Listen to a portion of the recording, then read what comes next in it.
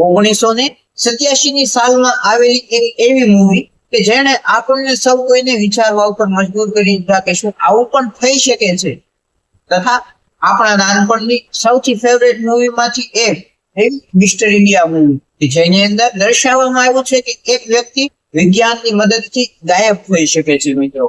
તો મિત્રો આ જ મિસ્ટર ઇન્ડિયા મૂવી અને તેની પાછળના જે વિજ્ઞાન છે કે જેની અંદર માણસ ગાયબ થઈ શકે તેની ઉપર આપણે એક બે વિડીયો બનાવ્યા અને તેની ઉપર ચર્ચા પણ કરેલી છે। પરંતુ મિત્રો આજના વિડીયોમાં આપણે કંઈક વિશેષ જાણીશું। તો નમસ્કાર મિત્રો, જય સિયારામ, હું યશ નિંબાલ આપ સૌનું સ્વાગત કરું છું આપણા આજના વિડીયો। મિત્રો આજના આપણા વિડીયોમાં આપણે મિસ્ટર ઇન્ડિયા અને પાછળના જે સાયન્સ છે એ સાયન્સ વિશે થોડું વધારે વિગતવાર જાણીશું કે આ વિજ્ઞાન કઈ રીતે કાર્ય કરે છે અને આની પાછળ ખરેખર શું વિજ્ઞાન છે। તો ચાલો શરૂ કરીએ આપણું આજનો આ વિડીયો।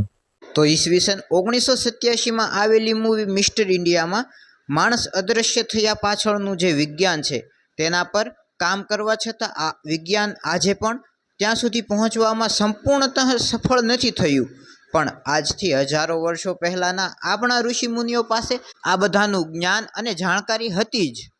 જ્યારે આજના વિજ્ઞાન મુજબ માનવ આંખ માત્ર 400 થી 700 નેનોમીટર સુધીનો પ્રકાશને જ જોઈ શકે છે, તેના કરતાં વધારે કે ઓછા નેનોમીટરનો પ્રકાશ માનવ આંખ જોઈ શકતી નથી। અને આ મૂવીમાં એ જ કોન્સેપ્ટને બતાવવામાં આવ્યો છે, જેમાં મિસ્ટર ઇન્ડિયા એટલે કે અનિલ કપૂર પોતે એક ઘડિયાળ જેવા ડિવાઇસનો ઉપયોગ કરીને ગાયબ થઈ જાય છે અને માત્ર લાલ રંગના પ્રકાશ અથવા તો તેવા માધ્યમમાં જ દેખાય છે। અને આને સમજવા માટે અહીંની આ માહિતીને સમજો કે અહીં રંગ અને તેની અંદાજિત તરંગદૈર્ઘ્ય દર્શાવવામાં આવી છે।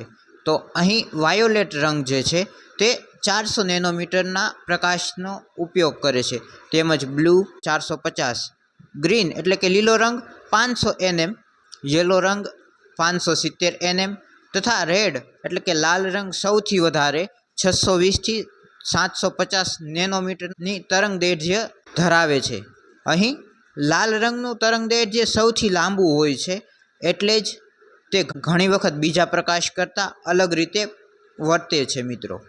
તો આ થઈ મૂવીની વાત, પણ આની સાથે સંકળાયેલું પ્રાચીન ભારતનું વિજ્ઞાન શું કહે છે તે જોઈએ તો શ્રીમદ ભગવદ્ ગીતાના 11મા અધ્યાયના 8મા શ્લોકમાં ભગવાન શ્રી કૃષ્ણ કહે છે, નતુમાં શક્ય સે દ્રષ્ટુમ નૈવ સ્વચક્ષુષા દિવ્યમ દદામિ તે ચક્ષુ પશ્યમેવ યોગમેશ્વરમ।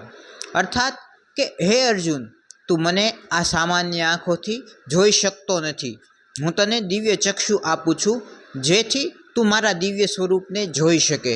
અહીં ભગવાને જે દિવ્ય દ્રષ્ટિની વાત કરી છે તેના વિશે શ્રી રામચરિત માનસના બાલકાંડના મંગલાચરણના બીજા જ શ્લોકમાં ગોસ્વામી તુલસીદાસજીએ વર્ણન કરેલું છે, ભવાની શંકરો વંદે શ્રદ્ધા વિશ્વાસ રૂપિણો યાભ્યા વિના ન પશ્યંતિ સિદ્ધા સ્વાંતસ્થમીશ્વરમ। અર્થાત કે હું માતા પાર્વતી અને ભગવાન શંકરને નમન કરું છું કે જે શ્રદ્ધા અને વિશ્વાસના સ્વરૂપ છે, કારણ કે શ્રદ્ધા અને વિશ્વાસ વગર મહાન સિદ્ધ પુરુષો પણ પોતાના હૃદયમાં વસેલા ભગવાનને જોઈ શકતા નથી।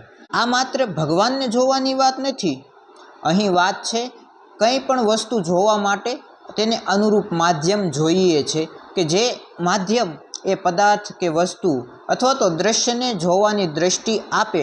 આ વાત અહીં ભગવાનના દર્શનના બહાને જણાવવામાં આવે છે। તથા જો તમને એ પ્રશ્ન થાય કે ઈશ્વરના દર્શન સામાન્ય દ્રષ્ટિથી કેમ અશક્ય છે, તો શ્રીમદ ભગવદ્ ગીતાના 11મા અધ્યાયનો આ 12મો શ્લોક સમજો કે જેની અંદર સંજય કહે છે કે જો આકાશમાં એક સાથે હજારો સૂર્ય ઉગે તો જે પ્રકાશ થાય તે પણ મહાત્મા શ્રી કૃષ્ણ એટલે કે ભગવાન પરમાત્મા શ્રી કૃષ્ણના વિશ્વ સ્વરૂપના તેજ સમાન કદાચ હોઈ શકે।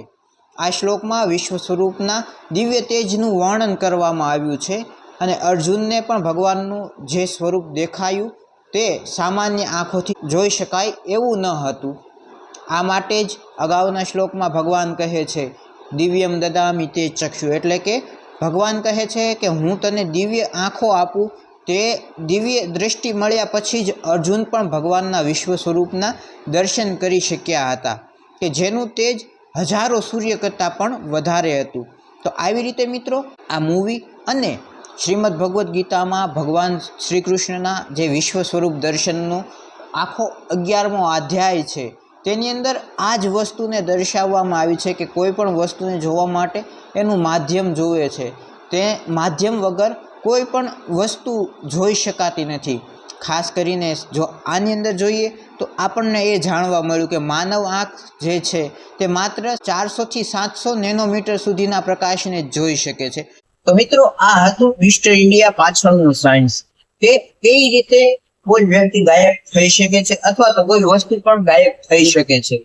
અને મિત્રો જો આ વિડીયો આપને ગમ્યો હોય તો વિડીયોને લાઈક કરજો, વધારેમાં વધારે લોકો સુધી શેર કરજો, તથા અમારી ચેનલને સબસ્ક્રાઇબ ન કરી તો સબસ્ક્રાઇબ કરી બેલ આઇકન પ્રેસ કરજો.